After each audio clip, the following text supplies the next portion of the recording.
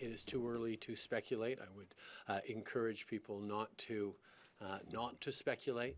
Canadians have questions, and they deserve answers.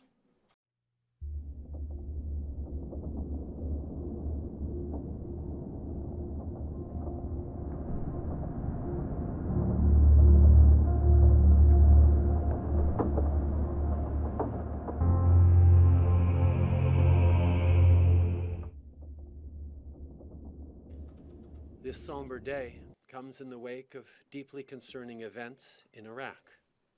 Canada condemns the missile attacks launched by Iran last night. I am relieved, as are all Canadians, that all personnel deployed in Iraq are safe.